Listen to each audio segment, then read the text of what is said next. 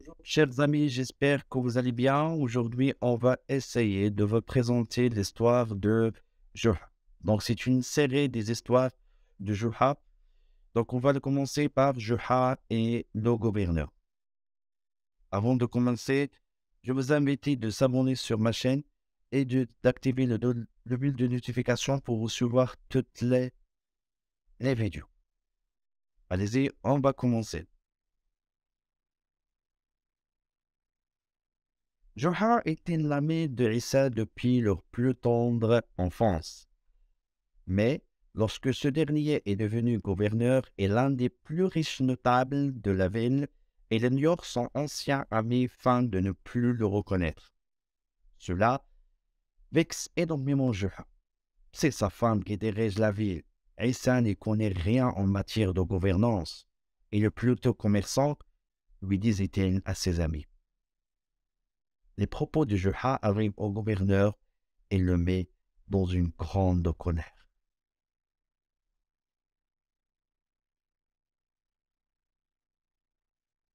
Un jour, un agent de police dit au gouverneur: Monsieur le gouverneur, Juha a dépassé les bornes.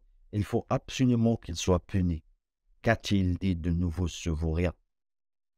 Monsieur, il prétend que c'est votre femme qui gouverne et que vous suivez ses ordres à la lettre, et que c'est vous qui vous occupez des travaux de la maison, bredouille l'agent.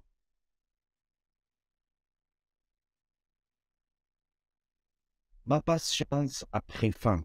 Il faut absolument que cet homme soit jeté en prison et qu'il n'en ressort jamais, cria Issa, furieux. Calme-toi, Issa. Si tu te comportes ainsi, tu t'attireras des ennuis avec les citoyens. N'oublie pas que Juha est très aimé de tout le monde. Laisse, je vais m'en occuper, se retournant vers l'agent. Va chez femme de Juha et dis-lui que je les invite son mari et elle à passer une semaine dans notre palais pour renforcer l'amitié ancienne qu'il y ait nos époux.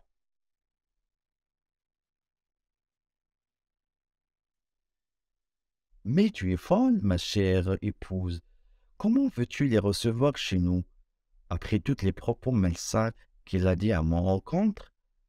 La femme fait comme si elle n'avait rien entendu. Allez, qu'est-ce que vous attendez?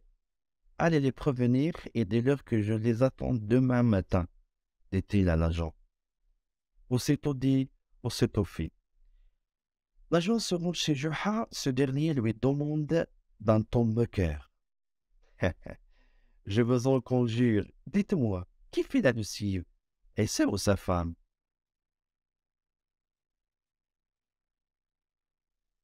L'agent fait semblant de ne rien entendre et dit: Oui, votre femme Juha. J'ai une nouvelle à lui annoncer. Offensé, Juha retroque, ou bien lui torque: Que voulez-vous?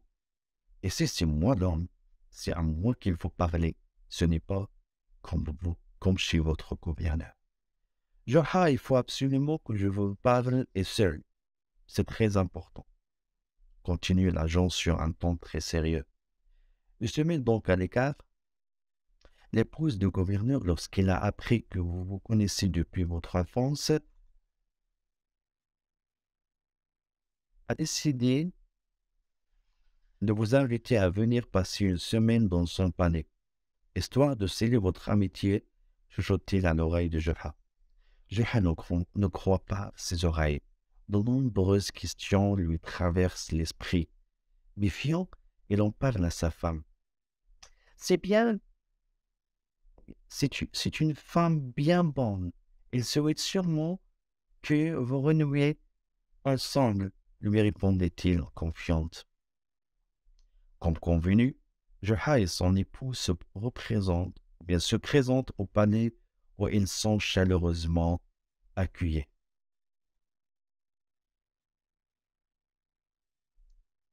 Je ne le crois pas. Enfin, nous voilà de nouveau réunis. Nous voilà de nouveaux ensemble. Chez Amé, ah ah. Le bon vieux temps, toujours aussi rieur et plaisantin, s'écrie le gouverneur.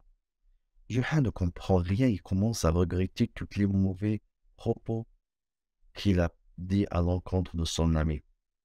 Juha, raconte à ma femme pourquoi tu étais plus triste à la mort de ton âne qu'à la mort de ta première épouse.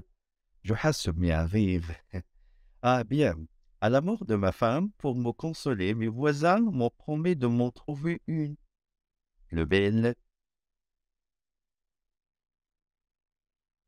et dans les plus brefs délais. Et elles ont tenu leur promesse. J'ai donc vite oublié, mais quand mon âne est mort, personne n'y a pris attention. J'étais très triste. Les rêves fusent les plus belles. Estime-toi heureux, mon cher Juha. Ta deuxième épouse est belle et fidèle, Dieu merci. En fois seule, la femme de Juha dit à son mari, Juha aussi. Le gouverneur et son épouse ont organisé une compétition. Ce jeu consiste à ce que chacun joue le rôle d'un autre. Moi, je serai l'homme et toi, tu seras la femme. Le gagnant recevra une récompense de 1000 dinars. Allez, courage, mon cher époux. Dieu sait combien nous avons besoin de cet argent.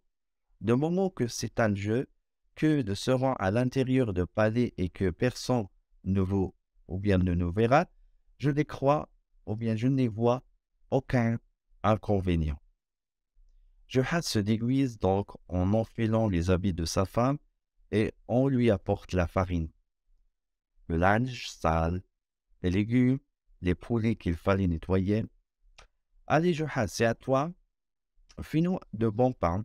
Ensuite, tu feras la lessive et te préparera un bon plat. Puis ce sera au tour de mon cher mari.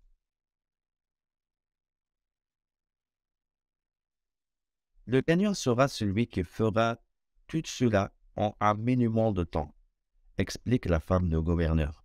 Notre compère se mit alors à l'œuvre. Sa femme, elle déguise en homme, s'affaire à fabriquer des paniers en osier. Soudain, il entend des rires faisaient de toutes parts.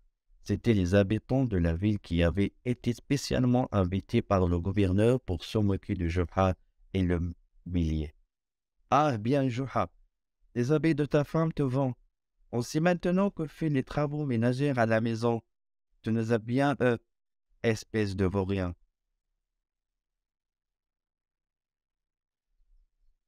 Disent en chœur les voisins. Détrompez-vous, mes chers, je suis tout simplement en train d'expliquer à notre cher gouverneur que si elle ne reprend pas les rênes, elle devra s'occuper toute sa vie des travaux ménagers. Voilà, je l'aurais prévenu. Maintenant, c'est à lui de jouer. Se retournant vers sa femme. Allons-nous, ma chère, notre mission est maintenant finie.